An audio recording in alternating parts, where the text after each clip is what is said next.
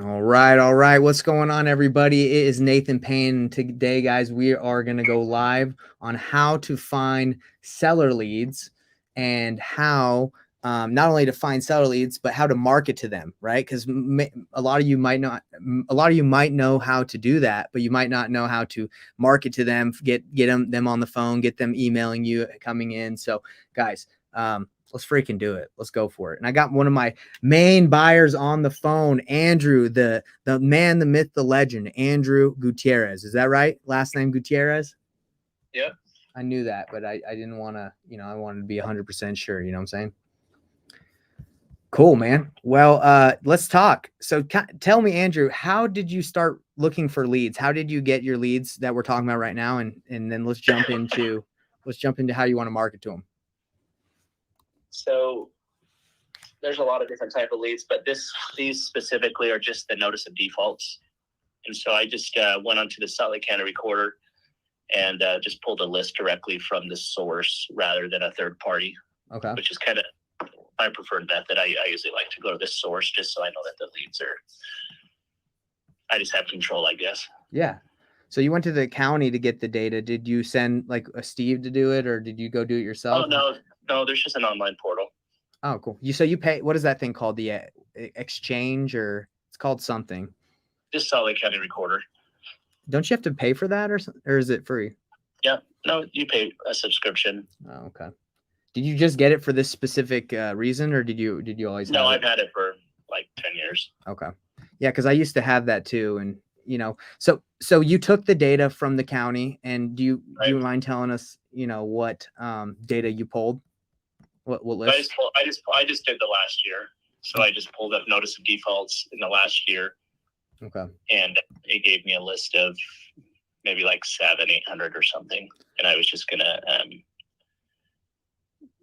market to those. Okay. So you said 700 or 800. Is that what you said? And notice the defaults from the last year? Right. Yep. Okay. Cool. All right, man. So let's talk about it. So you usually, for your marketing, is usually just knock and, what else do you do? You knock and you send mail? Direct mail and call. Okay. So right now we're chatting, and I'm going live showing people how to market to. So you already kind of let them know how to find leads. So obviously I showed you batch leads. You can get leads from pulling batch, or you could go directly to the county. And I think your subscription, isn't it like $30 a month or something? Yeah, it's not very much. Okay, so it's and you can pull as many records as you want. Right. Okay, cool. Because I know in batch leads and some of the other softwares, like they give you for like $100 a month, they let you pull up to 10,000 records. So sounds like the county's a pretty good deal too. I mean, $30. Yeah. Okay. Yep. All right, and you're assuming that out of the 800, maybe half or more than half haven't sold. Is that kind of like your goal? Like, because a lot of them probably have sold already. Yeah. It's just mass marketing, so I didn't want to spend a lot of time trying to take out the ones that aren't there anymore. Got it. Okay. I feel like that battle is worth it. I just would prefer to just market them anyway. Okay. All right. So, what marketing channels are you interested in? And let me kind of explain them to you and how you can do it, and then I can explain it, obviously for everybody who's watching. Yeah, the knocking, the direct mail, and the calling, those are the ones that are self-explanatory. So I don't need help. Those it's more the digital side, like the software stuff. Like texting, voicemail drops, email. It's those that looking for maybe programs that allow you to text the masses. Okay. But you don't want to do. I mean, obviously, I could do a one-off text, but that's not really my goal to spend all day sending a one-off text. I'd rather set up a template and hit them all at once. Yeah, bro, you definitely do not want to just sit there and text every single one of those one by one, right? So basically, what I showed you with batch leads is you can go and take that list that you just skip trace through batch, and then put it into your text blast or your text campaign in Batch Leads. But the thing is, you have to set it up. Batch Leads, like you have to get it set up through Twilio or some sort of account so you can do it like and be compliant, because you're sending mass text, right? So you have to do it in a specific way. But yeah, so that's step one. If you want to text your Batch, you're gonna have to get it set up the right way, and I can help you through that. And also Batch, when you sign up, they give you like your own specific like helper or account holder that can walk you through stuff as well. So I would recommend texting. I think that's probably the quickest way you're going to get a hold of these people. If you go knock like you usually do or mail, it's going to be slower, but text is probably going to be the fastest thing you can do. Is there any other method that you're interested in exploring for, reaching out to leads? Yeah, same thing, email and voicemail drop, just those three. So email, from my experience, emails are difficult because, if you send out too many emails at once, they bounce and they get thrown into spam. So I haven't been very good at emailing leads because you have to like do it pretty strategically. So I wouldn't recommend like emailing them all at once, maybe like a couple, but that again, that's like the slow approach, right? Yeah. That's fine. If you don't have a source for that, then I can find one on the email drip, because I know they're out there where people do email campaigns. Yeah. I know that there's a way to do it, but yeah, figure that out. Constant Contact is a good one that allows you to send out multiple emails. It's just I've never really heard or know too many people that like consistently or like get deals through email marketing. But I do know one method that people use is they'll send out an email blast to the list, and then they'll look at who opened the email, and then those will be the first people that they actually try and contact over the phone, like by just a specific call, because they know those people are alive and they answered the phone, right? Or they opened the email. So that might be a good strategy to at least lock in on who's alive, who's active, right? That makes sense.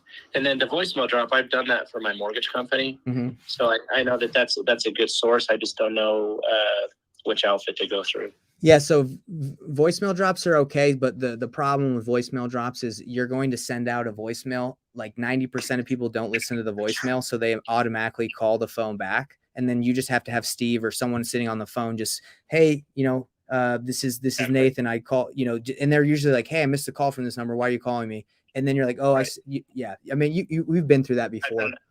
Yeah, I've done that. Is that something you're cool with doing again? Like yeah. Okay. Yeah, and some of these aren't going to be like as effective as maybe knock or direct mail, or like I said, text or calling or something. But if you have a little something going out on a voicemail drop, email, or a text campaign, it might just fill in the gaps. Yeah, and when you pulled that list from the county, did you pull it from specific areas that you want to buy in, or did you just do everything? I did everything. Okay, but I'm assuming it's not a huge list, and so right. The idea was when you have a small list of like 700, you could just drop a text, an email, a voicemail drop, a mail campaign. So it's not a big deal. Gotcha. So are you interested in hiring like a cold caller as well to maybe call through that whole list? Or are you going to would you do it? Would Steve do it, since it's not very big? It's not very big. I mean, if somebody wanted to call for me, I'm open to that. Okay. And I possibly would call, but if I called, I would just call like the last, I would just go a week at a time, like this week, and then the following week, and then 3 weeks ago. Okay. Go back, newest to oldest. And I probably wouldn't get that far. If you hired a virtual assistant for like $5 an hour, they probably could go through that list maybe in an hour or two, and they could do it, 2 times, 4 or 5 times a week. It doesn't really matter however much you need. And it probably would cost you like $100 to have them call like multiple times. Yeah, that'd be interesting. I worry about the language barrier, but I don't know if they all have them or if that's bro, I can get you VAs that they sound better than me and you on the phone. Oh, that'd be awesome. I'm all for that then, because I think it's a numbers game. I think statistically, if you, me, John, Chris, whoever called, mm-hmm. It's going to be the same percentage, you know what I mean, in terms of conversion. Okay, cool. So we already talked about how you got the leads. You got them from the county. You can get them from Batch. I mean, you can get them pretty much from any lead source, but I use Batch. And then you skip trace them. And once you skip trace them, you got to pick your marketing channel. Now, the marketing channel that you usually do is door knocking or mail. But I think what I would do in your situation is I would throw in text, and I would get a cold caller on it. to blast through it. And that might cost you maybe like $300-$400 to get that list like blasted and go through pretty much everybody in there. Yeah. So, I mean, that's my advice. What do you think? Do you think that'd be a smart move? No, I agree. I think that'd be great if we did the voicemail drop, text, and call. It'd be awesome. And I'd be happy to take the voicemail drop callbacks. I mean, it's not going to be a ton, you know? Yeah. So we'd have to get a different RVM service because I don't think Batch does that. But there's a Roar. I mean, there's tons of RVM services. You just gotta you just gotta be ready for those calls when they're like, "Hey, why are you calling me?" You know? Yeah. I don't mind. Okay. Well, I mean, that's pretty much it, man. I mean, it sounds like if you're ready to pull the trigger, that's literally what you would do with that list. I mean, you basically want to be omnipresent with it. You want to hit it from all different angles. Maybe somebody might answer a call. Maybe people hate answering the calls and they like texts. You know, if you want to get a hold of these people, that's just what you got to do. Right.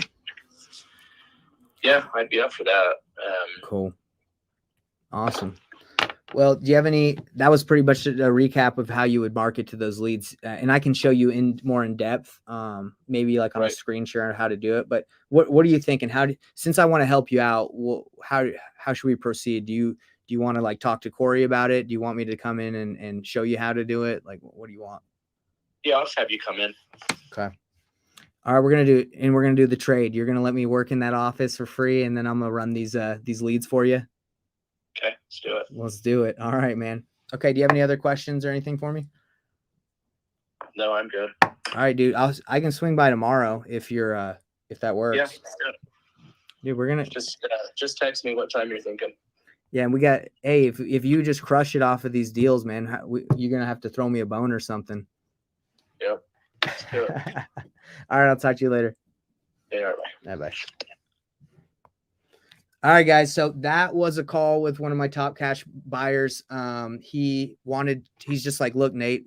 So he runs a mortgage company and he refinances people into lower rates. When the rates go too high, he goes in, he wholesales and he fix and flips. So he kind of goes through that flow. He's like making a ton of money when the interest rates are low. When it goes up, it's hard for him to refinance. So he gets into flipping.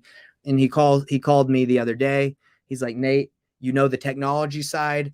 I usually just go knock doors and send mailers, help me out. So I just got off a call with him and I said, okay, what leads do you want? He already went to the county. I don't have to worry about that. And then I'm just going to set up his text campaign for him. I'm going to get him a cold caller and, I'm sure we'll be able to figure something out. I'm just kind of hooking him up. I'm not like, hey, pay me money for this. It's mainly like, dude, you've bought some deals. You've helped me out. Let me just set up your campaign for you. Okay. So that's what I'm doing for him.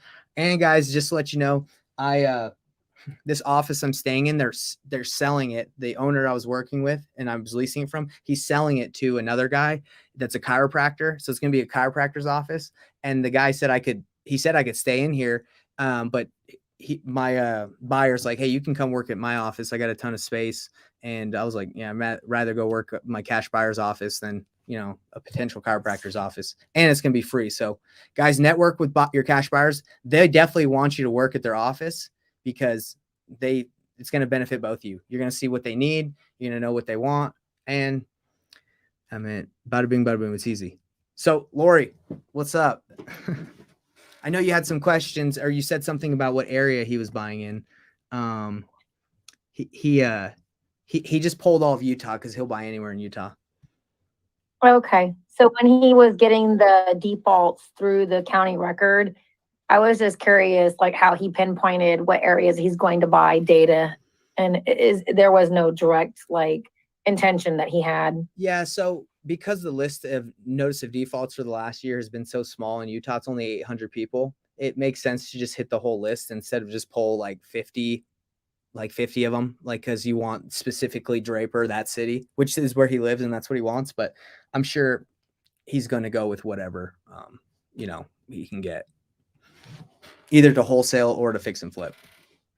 Got it. I was just curious if there's like a certain criteria that you'd look for, like a certain percentage of population, like larger population, larger cities, or if there was anything like directly that, wasn't being looked at as a reason to buy the data there. Yeah. And I think when you are pulling like a list that's not that big, sometimes you let go of some of those filters. But let's say this NOD list was like 20,000. He probably definitely would be like, hey, just give me Draper or give me like Salt Lake City. But the way that Utah is, like pretty much anything between like the north of Ogden or up north and Provo, which it's just like one string being line. Everything is hot there. Right. And the reason why this call, Lori, as you've seen the schedule that we do with the coaching that gets streamed to the Facebook group, this call is calling buyers and sellers live and just kind of showing people how to interact. I mean, what I just did is, it's not brain science. It's not rocket science, right? It's just like, what do you want? Let me help you get it. And then we can work something out. And I'm not always rigid with like, okay, hey, if you get a deal, what am I going to get? I usually kind of just wait and see and then work my fee in or where there's value, right?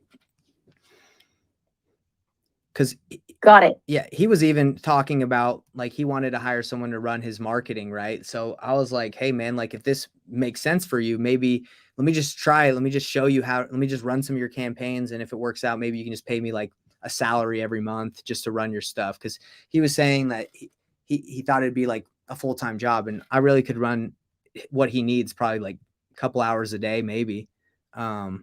So not to super overextend yourself, guys, but buyers, they're great assets. They have money. They want to buy stuff. I mean, the market's down right now, right? Like it's shifting, but do you think he cares? He's sitting on a couple $1 million. He's like, I need to freaking buy some stuff, or I've got to pay a lot of taxes. So if you can align yourself with someone that has that kind of money, or, you know, in that situation, then you're there's no need to worry. Right. So let's see. You lead with value. Yeah, exactly. Someone's just said you lead with value. I mean, that's the way to go. Just try to provide value, and then it'll work out no matter what. So, Lori, what's up? Like, how can I help you out? Do you think, is there any buyers I can call or sellers that we can call, or do you want me to call some people and you kind of see what I do? I'd love you to call some people if I could see what you're doing. I didn't bring anything with me today. Otherwise, I would have showed up fully loaded and rock and roll and ready. All right. I'm just enjoying hearing how intimate the relationship is that you have with this buyer. Because I can honestly say, I don't really have that close of a relationship with the buyer. And I think you just proved, you know, the intimacy that is necessary. I know that word might sound a little unusual in a professional aspect, but right. I think it's really necessary to really know your buyers on that level. It sounds like you guys have a really trusting relationship instead of just one of like, hey, what do you need? Okay, that's it, bye, right? You seem to know a lot about his business. And I think that was really crucial for me to learn in this moment, and hope everybody else too. I mean, that's kind of how I am when I talk to these buyers. It's not just like, what do you want? It's more like, hey, how's life? How's the kids? Like, how's business? You know, how are things going? Because I've been teaching the painless wholesaling method, which is just reverse wholesaling. And my strategy is find 10 buyers you can get really cool with. And instead of you having to go out and blast a list of 10,000 leads, find a deal, and then hopefully find a buyer, you have these 10 guys that tell you what they want. And I've come to the point with him, I'm just like, hey, let me just market to them for you. And obviously something's going to come out of it, right? Like I'm marketing for him. So find your 10 that you're really cool with. Be open and honest with how you can help them out. And if you can or can't, and you're going to have great relationships, because they look at you, Lori, and me and anybody out there, and they're like, yo, this guy is willing to do something I can't, or I don't want to do. Like he's calling me. He's like, I know how to knock. I know how to send mail. I do not know how to set up campaigns, emails, any of that. I know how to do that. You know how to do that. Most of us know how to do that, right? So we provide value. What's up, Tony? What's going on, guys? Good to see you. Yeah, man, I just got off the phone with my buyer. I don't know. Did you see that, or did you just hop on now? Just got on. Okay. Just got on. So we're going to call a seller that I have. She told me she wants about $325 for the house. The house is worth about $250. ARV's it's $250 in its current condition. It's worth about $400 ARV. So we're way off, right? But she needs $325. I'm going to call her. I'm going to say, hey, look, you know, cash buyers is not going to be an option. I can do a novation pretty much. I can list this, represent you. I've never done a novation.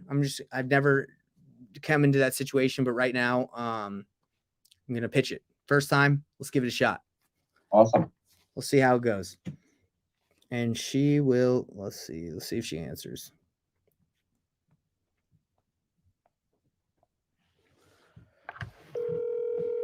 Can you guys hear that?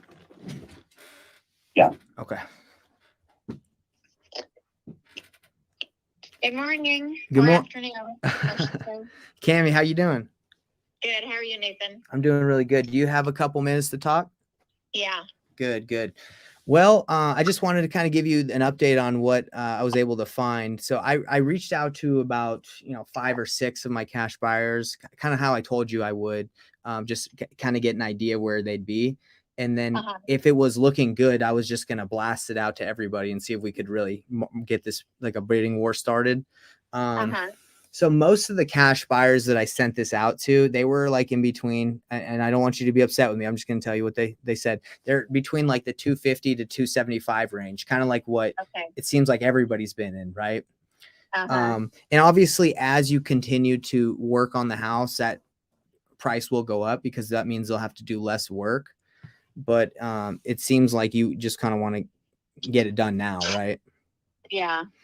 So one of the options that I would recommend and I could help you with is I told you how I work with a broker who's like, able to list properties like for super inexpensive. So what I do, this is called a novation. It's where you give me the rights to list your home. I would list it with him. I would take care of any of the fees, any of the costs for listing it, the commissions. And it's basically like a concierge service where you don't have to talk to any of the people. You don't have to worry about like doing any of the legwork. I would take care of like people walking through. And that's really going to be the best way we can get you the most money, because we're really, instead of waiting for a cash buyer who like does this as their job to flip homes, we're looking for maybe a family that would want to buy it with and put in sweat equity, and they would be willing to pay more. So that would be like my suggestion at this point if we want to get you the value you want, because all these cash buyers are coming way too low right now. Right. So I know you had the agent that's your uncle, but I guess the benefit of going with me is like, the listing cost is going to be extremely low. And, I can just tell you exactly what we get. And if we get a great price, then obviously we're good to go. And if not, like, no harm, no foul. Yeah. Do you know when it would come to closing, if there would be additional costs besides just the buyers? That's a great question. Yeah. So this is kind of the benefit of doing the novation with me, or working with me, is I will cover the repair costs that will come into play. Like, for example, if the seller's like, hey, we want to buy this, we're okay to pay $325, but we need you to fix up the carpet and do some certain things, right? Like to get it up to the standards they want. I can take care of that as long as it makes sense for me. Like I'll tell you, hey, because obviously me doing this, I'm going to make some money. Like I got to make my fee, but that's kind of where we would go into this.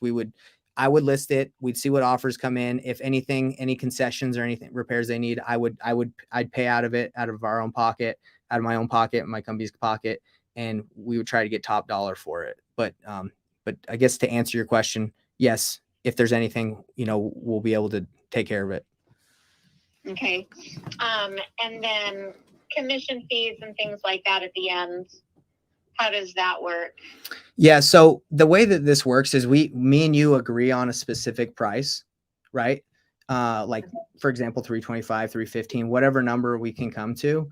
And then the commissions, the fees, everything else, and what I would get paid would all be taken care of. So it's all kind of lumped into, I take care of all the fees, everything else, and then you get an agreed upon price. Okay. I think we'll need to give it some thought and talk about it, but we really appreciate your help. Yeah. I'm just kind of curious of trying to gauge where you're at. Do you feel like that's a good idea? Do you feel like that's a bad idea?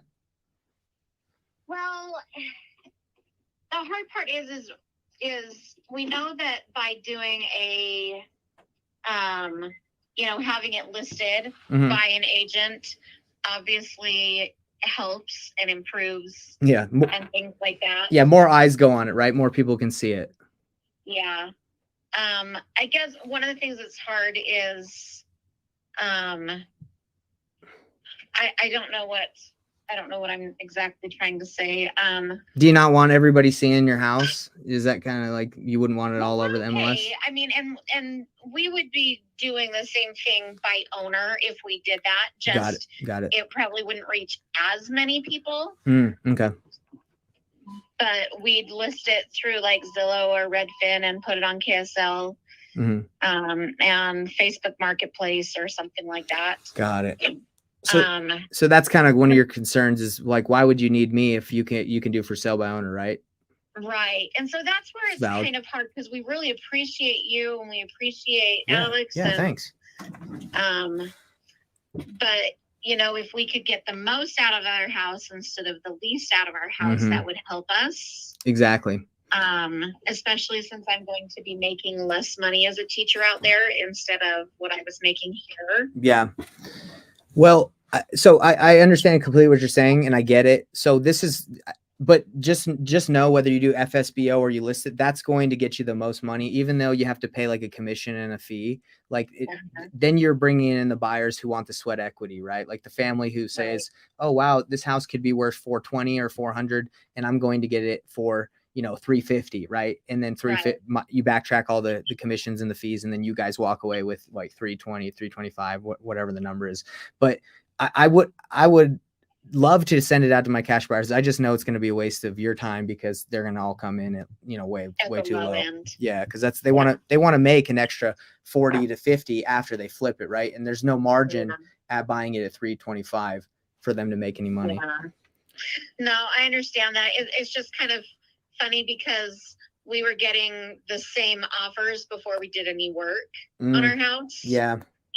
And so, but I know interest rates don't help. And yeah, that's kind of the frustrating part. That's kind of why I feel like doing a novation or working with me would be beneficial because you're going to get a buyer who's probably going to be like, hey, I need you to do this and this before, I buy it or the bank funds it. And then, I can help you. I can help you with those costs because, I'm incentivized to not only, get some commission, but also make some money on this deal. It's just kind of look at it this way.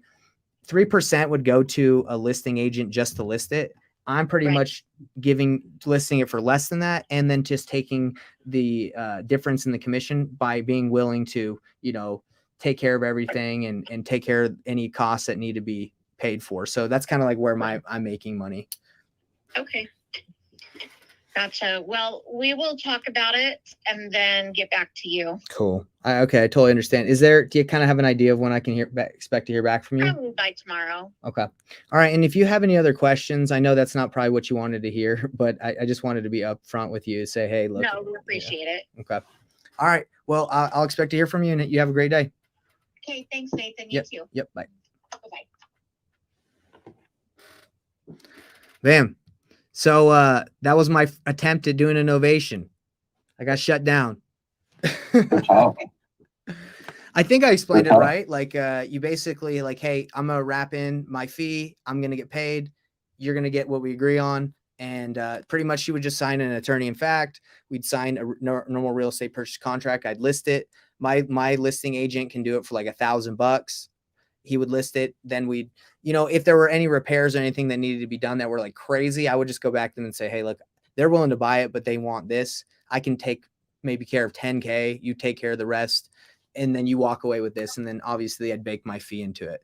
Now, do you guys both know how to run the numbers to see if a novation works?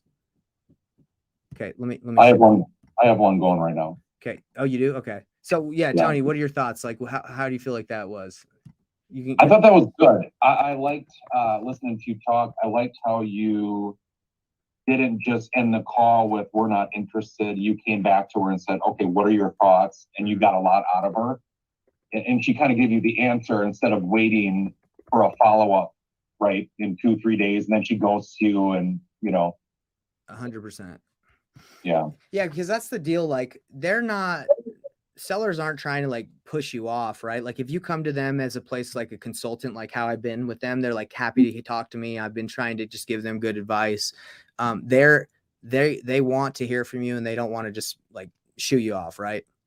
Mhm. And she had a valid point. She's told me that her husband has sold a house on FSBO before. So like to say like, hey, and he was successful at it. So for me to say, hey, let me do it for you, they might be like, why don't we try FSBO first? It doesn't cost us any money, which I get, you know.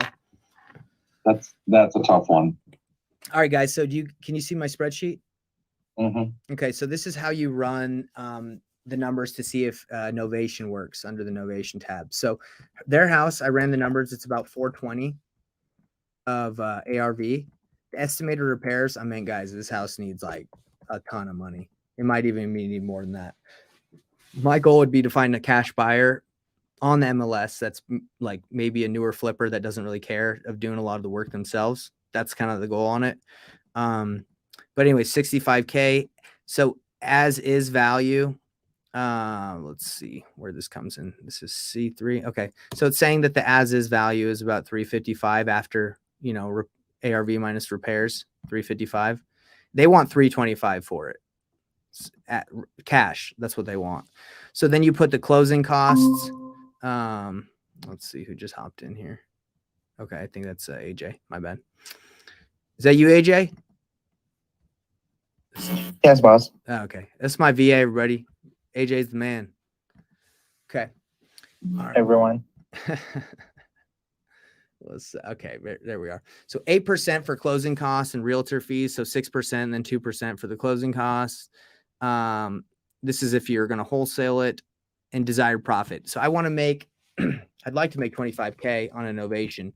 So what this does is it says ARV 420, 65,000 repairs, 355 is as is. You backtrack the closing costs that you're going to have to pay. So we would list it, I think, at 355. So after closing costs, 326, and then I want to make a desired profit of 25,000. So the max allowable offer to her I would say, hey, I can list your home. We can do a Novation. What we can agree on will go to you if we do this deal is 301,600, and that's baked in my fee, right? And that's baked in the cost to list and everything. So the cool thing about it is my listing costs are actually not 6% and 2%. I think it's more of like 1%, 3%. So it's like 5%. So really, I could maybe offer her a little bit more or make more money on the what's it called, the desired profit, if she accepts 301, right? 36. Let's see. So if she accepts 301, then that's potentially what I could make on a deal that's a dud.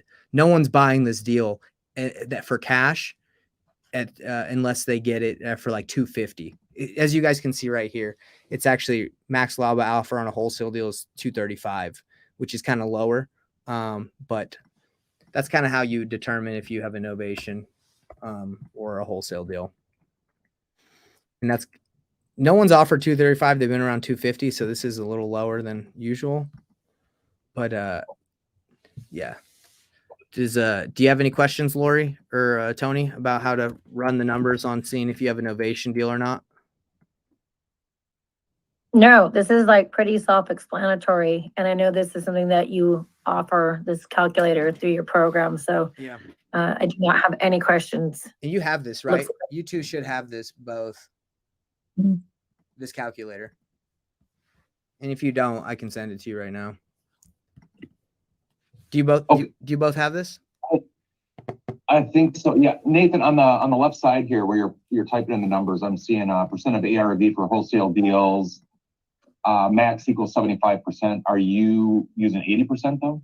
I'm using 85%. So we can drop 85. it down. Sorry, 80%. That's what I meant. 80. Okay. So it has dropped down, right? So it like, I think over the last 2 years, we've been at like 85%. So we could have been around here, but now it's probably like 75% right now, minus repairs. So that's see the difference in that, guys. Like, you're gonna make no one's off. She's definitely not accepting that. She needs 325, but this is looking a little bit more appealing. So I just have to say, look, and I can get better at my Novation pitch. I can do way better, but I kind of get where she's at. She's like, hey, I can just list it. I can just do FSBO. So I'm gonna follow up with her if I can get it. I mean, she really wants 325. So let's see if we could do. I mean, in order for me to get to 325, I'd make like $2,000 on a novation. Let's see. See, and that wouldn't even really be worth it to me to go through all that. Plus, there might be some repairs that I might have to pay for, right, to get it to sell for 355. So you really, like, for this to make sense, she's probably gonna have to accept an offer around like 300, right? But that's the best. That's the best she's received so far. So that's kind of where we're at. I thought your pick was good. Thank you. I did. I mean, this is the way I approach the business. It's complete transparency. Like, if I don't feel like I can, this is how I do it. I say, hey guys, hey, Mr. Seller, my offer, once that we get into the negotiation phase, my offer is going to be this price, right? It's a low price. It's a, low anchor. And then if they can't budge or they can't do it, I can try to negotiate using the underwriter. And if I still can't get it, I just say, hey, look, I might not be able to get you the price you want, but if it's close in my mind, if I think it's close, I say, but I have a ton of partners. I built up the largest cash buyers list in Utah. I have over 7,000 people. Let me run this by them. And they say, okay, sure. So they know I'm wholesaling it now. They don't care because, I'm being transparent about it. And what I did with her is I reached out to my top 10 buyers and I said, hey guys, where are you guys going to be out on this thing? They're pretty motivated. And they're like 250, 260, 270. She's at 325, way off. And she won't come down because she needs all that money to move in order to get into another place. So now it's novation time. Now it's seller finance time. Reason why seller finance doesn't work on this one is because their equity is too high. They owe like 100K on the mortgage. The house is worth 325, 250 that they believe. No one's giving them $120,000 up front to have a distressed rental, right, that they got to fix up. So I've ran through all the options that you can go through. I ran through wholesale, flip, BRRRR. Now we're at novation. I've already ran through the amortization. So when you do this, guys, it's like a math problem. It's like, what can I do to solve this person's problem that is distressed? I don't just make an offer and say, I'll follow up with you, because they're going to work with someone like me who can actually, walk them through their options, right? And they'll never talk to you again. I have a question for you. Mhm. Obviously that wasn't the first time you talked to this particular seller, correct? Yeah, we've talked maybe 3 or 4 times. Okay. I was just curious because one of the things that I noticed, again, your tonality is amazing. First of all, you're calm, cool, collected. You know exactly what you're talking about. And I could tell that she trusted you. She Right. called you by name and she appreciated, the call.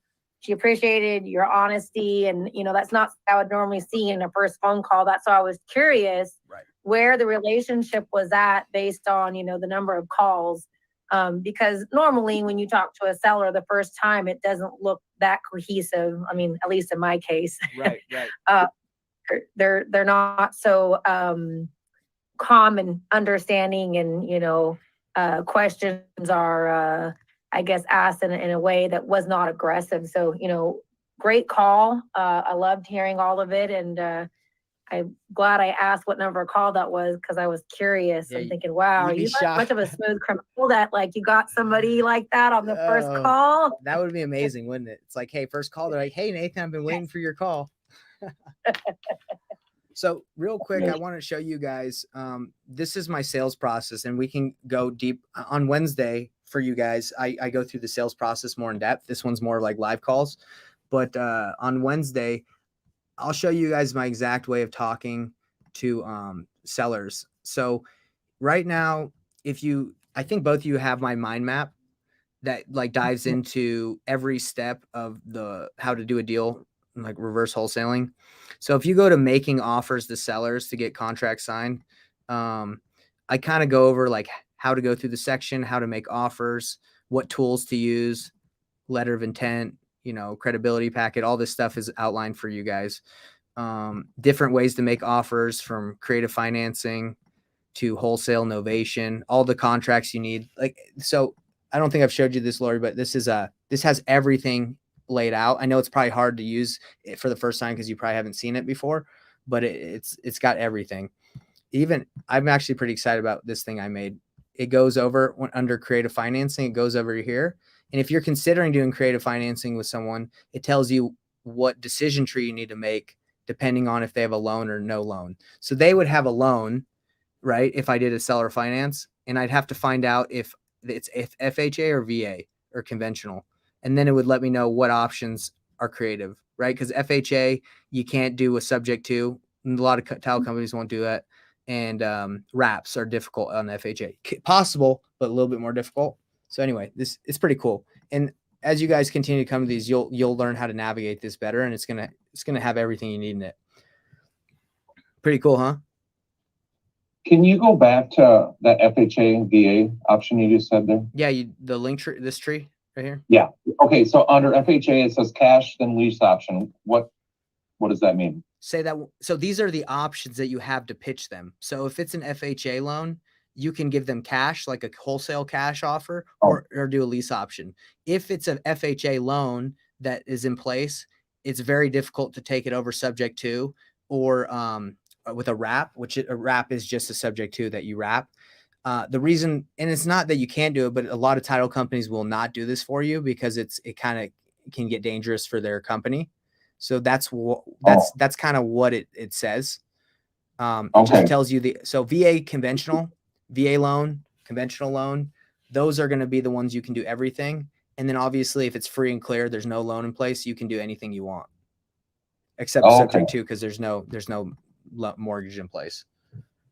Okay. I'm actually working on a subject to right now with a VA seller. Then yeah, you're completely fine. Yeah. So and I'm actually right now, as we speak, texting back and forth on a lease option. I think I was kind of texting you about that before, that I'm working on where I'm going to have to go to the seller now instead of wholesaling it because it's sitting there rotting. Yeah. And I'm going to have to do a lease option with her, which you advised me to do. And just for some reason, it didn't cross my mind that I'm trying to set those two up with a lease option, but trying to get the deposit in the middle. And you said, no, you do the lease option with the seller and then sublease it back out. Yeah. So you do a lease option with the seller. Don't give them any money down. You're just leasing it. You're saying, hey, I can pay you $500, 600, whatever it is. And then you lease it, you sublease it for more money, and you lease it to someone for something down, 10K, 5K, whatever you can get, and a higher rent. So you're cash flowing and while paying them. Yeah. So it's pretty sweet. Lease options are great because you don't even own the property, right? You're just subleasing a property you own. It's cool. And you're getting the deposit. And you're getting a deposit. That's a great thing. And they have an option to purchase it at the end, which you also have that option. But a lot of the time at the end of the option period, they can't qualify or they don't. So, you just do it again. Let me ask you this, because I'm actually literally having that conversation right now on Facebook Messenger with a buyer. And so he's going to go $10,000 down. He wants to do a lease option. Okay. He doesn't, there's a little bit of a language barrier back and forth. So I got like Google Translate up because he's Hispanic. So he speaks some English a little bit, but, and he's pretty good. Okay. But he's not understanding the lease option. So he thinks he just wants to put $10,000 down and I become the mortgage company, like forever. Yeah. So you just need to explain to him like, hey, you're renting this from me. You're leasing this. And with an option to buy it and qualify. So he probably thinks like, hey, I'm getting qualified to buy a house. This guy's going to, this guy's a mortgage company. You got to explain like, no, I'm a landlord. I am leasing this to you. You're putting 10 down with an option to purchase this and get qualified in 2, 3 years, whatever you agree on. Right. I mean, and it's been a battle here because it's, my seller pays $300 a month. So I'm going to go back to her and say, okay, how much would you like to have for rent? Got it. Previous renters were paying $5. Even if she did 6, I'm getting $10K down, $150 a month for however long. Okay. So you can't get more than, you can't match or do more than what you would pay her. Because you said 150. Cash flow? Yeah, you said 150 from him, right? Yeah, it really depends on what she's going to do. I haven't even approached her yet with this deal. Probably today. Okay. Cause I wanted to make sure I had an option at the end before scaring her like this, if it did scare her. Okay. No, I totally get it. 300 would be nice. Yeah, if I could mean, get you're gonna want to try, because other than that, you're gonna have some of that 10K just sit there so you can pay it to her every month, right? Like what you're behind, because you pay her 300, he's doing 150, so you're gonna have to take that down and use some of it to, pay what you're not getting from him, right? No. So she pays 300 on her mortgage. Okay. He's paying me 750. Oh, I thought you said 150. No, I'm sorry. So he's paying 750. So I'm going to go Let's to her and say, go. okay, what do you want, 5 or 6? Yes. So I say either 100 or either 150 or 250. That's genius. I love it. Yeah. Well, I don't know about genius, but that's what it's. Well, I love it just because it's like, hey man, you're about to make some money. I mean, if this works out, you're gonna make some money off of property that you don't even own. Like, how cool is that? The best. Yeah. Cool. All right. Well, if you need any help, let me know. But really, what you're going to have to do from this guy, if he does it, just let him explain to him, hey, this is a lease. I'm going to need 10K down, your first and your last month's rent. And it's going to be whatever, a month, and whatever you agree on. You're going to want the first and last month's rent too, right? In case he gets froggy, stops paying. But he's got 10K down. Yeah, I mean, you could say, hey, that 10K down covers your first and last. I mean, it's however you want to structure, but you could also say first, last, down. I mean, yeah, if he gets froggy after a year, do it again. Rinse and repeat. So exactly. Yeah. Cool. All right. Well, like I was saying, I know I kind of got off track, off whatever it is, off track, but the sales process I want to go over with you guys on Wednesdays is just going in depth on market sales process, which goes over how to talk to agents. What's the process of getting a deal that's on market? By the way, guys, this is very important right now because I have a deal right now that it's on market. It's listed. It's going to be about a $25,000 wholesale fee.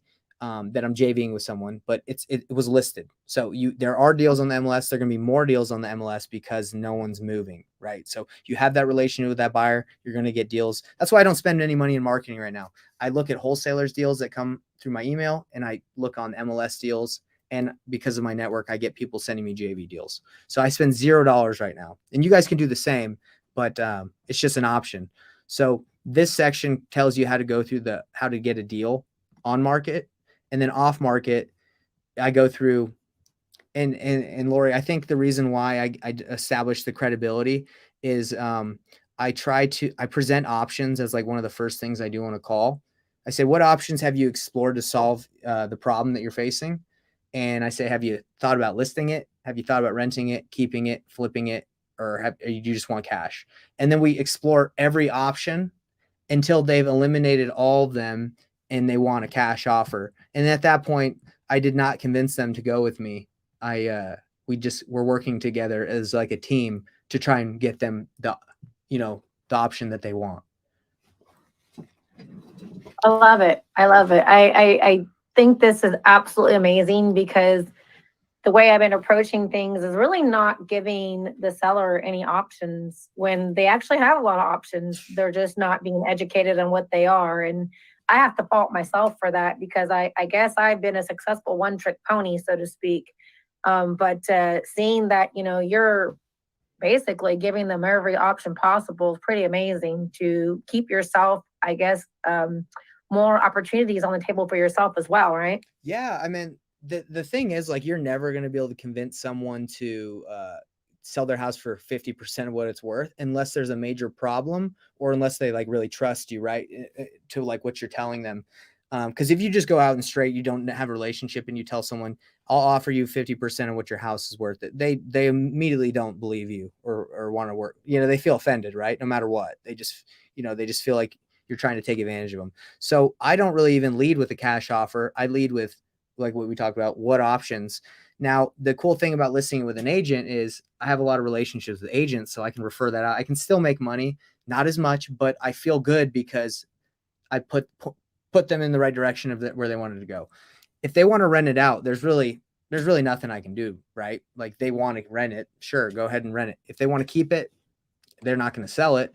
If they want to flip it, I'm gonna show them how expensive it is to flip it and how the market is right now, and I'm gonna give them all that information so they can say, I can sell it now, or I can spend 6 months and $60,000 and potentially make 20K more than you're offering me right now. So I show them the numbers, right? And then the cash offer is super easy. Just bam, here's your offer. When do you, that option there, as far as list with an agent, rent it out, when do you lead with that? Yeah. So great question. So this is my sales process right here. And we can practice it. And I have videos of me taking people through it. So number one is you call them and you let them know who you are and what you're calling about. So kind of like, Hey, Cammie, it's Nathan. I'm just calling you about the house. You have some time to talk. And then I ask for permission to talk, because mostly all the time when I call, I'd say like 90% of the time when I call people or people call me, I'm doing something, I'm busy. Right. So I always ask them, hey, do you have time to dedicate to this conversation, or should we do another time? And then once you have their undivided attention, it's just a better conversation right there. So I ask for the permission. Then I set the stage, which is, all right, I'm glad you have time to talk. This is what I'm calling you about. This is the exact reason why I'm calling. And by the end of this call, this is what I hope we can decide. And I think I did that with Cam. I said, hey, I know, we talked about your house, how you wanted to sell it. I want to tell you about, what I found out. And by the end of the call, and I probably could have done it better, but by the end of the call, we can make a decision on what we want to do with the information we have. Right. So they get what you're calling about, because we've all had friends that have called us that we haven't talked to in years, and they just call you, and you just the whole time you're like, I don't know what they want. Like, what are they calling about? And sellers are the same way. They're like, what is Nate calling about? Like, what does he want from me? Right. So I let people know what the call is going to be about. And then obviously this is the first call, in which I already found the motivation. But first thing I talk about after I set the stage and get to know them and get their permission to talk is I say, so why are you thinking about selling this house? It looks great. And then I take a list of their issues, of what's causing them to sell. And then I prioritize the issues from greatest to least. And I ask them, which one is the most important, right? Because you kind of have to find out if the issue that's causing them to sell is even that big of a deal to them. So if they're like, I'm thinking about selling, and I'm like, oh, okay, well, what's the reason? Well, I want to downsize. This house is way too big. Okay, well, let's talk about it. What are some of the issues that are coming from you having a bigger house? Like, is it really impacting you in your life? And they might say, well, not really. So then I get to find out that this motivation is not going to be enough for them to probably even do anything. Right. Mm-hmm. So that's all I care about. Sometimes I close deals and I don't even talk about the house. I don't even talk about the condition. I don't even know what it looks like. I never even got pictures. I just get it under contract because I know it's a good deal. I know there's motivation. But so I find motivation. That's the most important thing I want to talk about.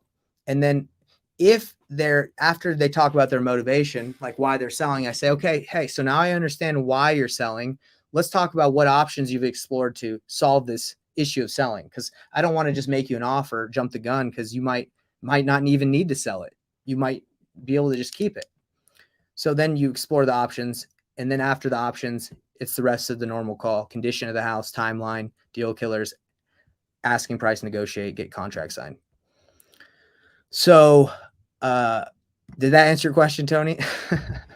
No, yeah. I mean, I have that like on my board here next to me, all the stuff I learned. And I think we talked about this before. You have the exacts, just in a different way: rent, retail, rehab, and retain. Mm-hmm. The 4 R's. I think Alex Youngblood mentioned that. Yeah, we talk about this right here. Yep. I mean, you have it just exactly right there, and playing the role of the reluctant buyer. Yeah, because again, guys, I've been doing this for a long time. You can't convince someone to sell their house for half off, like, unless there's something causing them to do it. Right. So I almost push people not to do it. I'm like, there's a lot of different options out there, and, getting a cash offer is probably going to be your least lucrative one. I want you to, get the most out of it, just like you do. Are you sure you want to sell it for cash? Like, you could list it. And then they say, nah, man, I've already listed this. I've done that. I hate listing. Okay. So we don't have to talk about that ever again. It's the deal killer.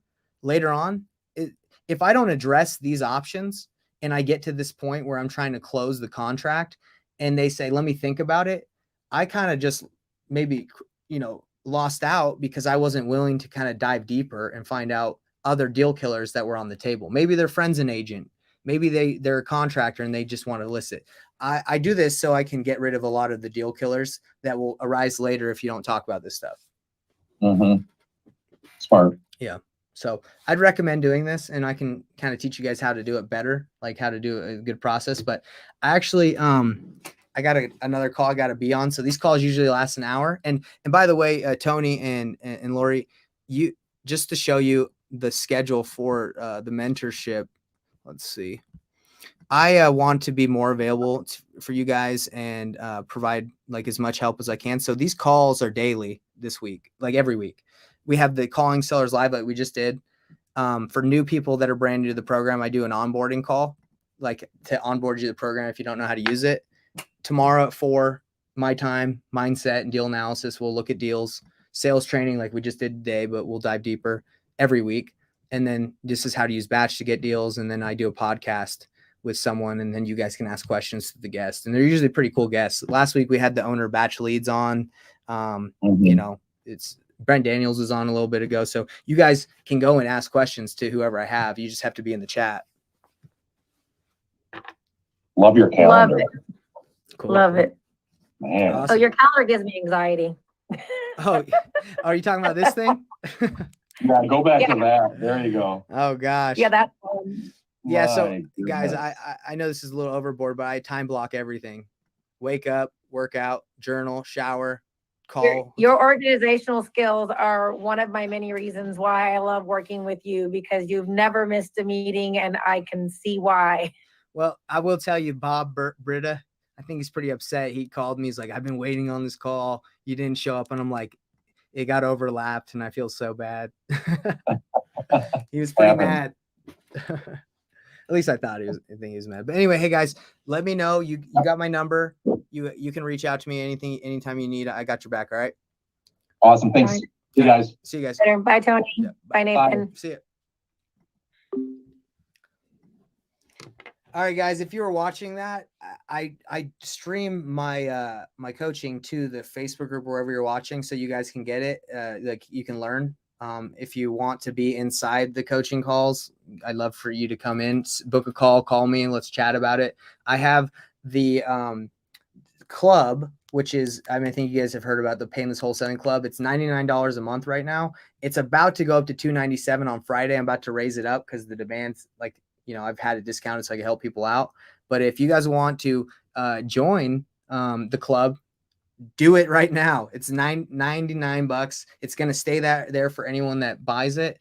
And after that, it's going to go up to $297. So if you want to get coached on, get help coaching, I got your back.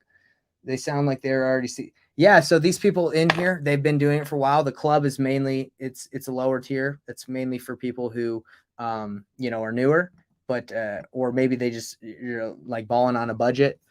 So let me show you guys really quick, so you guys can see what I'm talking about with the club and what you get with it. So if you go to my Facebook group, you go to Painless Wholesaling. It's just right here. Let's see. Painless Wholesaling Club. So if you click on this, like I said, guys, it's $99. It's about to go to $297 at the beginning of Friday. On Friday, I'm going to raise it up. So what do you get with it? If you JV with me, I'm going to give you 60-40 split instead of a 50-50.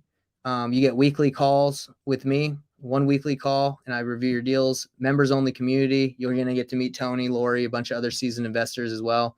I give you 1,000 motivated nationwide leads sent to you directly that are filtered. These are people that want to sell once a month to your email. 10,000 skip trace nationwide leads, lifetime access to the coaching, and a discount on upgrading to the mentorship if you want to do that in the future. But it's $99. Like I said, it's going to be $297. I don't know why you wouldn't join. If you think that I'm a fake or not legit, hey, someone give me a 4-star. I love it. 5. I'm going to have to talk to that guy, see why he gave me a 4 instead of 5. But anyway, I'll take it. So yeah, these are reviews that I've had. And if you want to see if you think I'm legit, this is why I'm making it so inexpensive. I'm just trying to help you guys out. And here's what you get. A bunch of crap. So anyway, hope to see you guys join. And so someone said, is this in Google Meet? I can't join you guy. Yeah, it is in Google Meet. It's for the people that are part of the mentorship or the club. The club is on Tuesday calls. So if you want to join, I'd love to have you join. So I will send you the link if you do want to join. There's no reason you shouldn't, because it's the greatest coaching of all time. It's the cheapest of all time. There's nothing better, nothing cheaper, and I'm going to help you out. So anyway, guys, have a great day. I will see you going live tomorrow in the club. If you want to join the club, come on. Let's go. Let's get it. Peace out.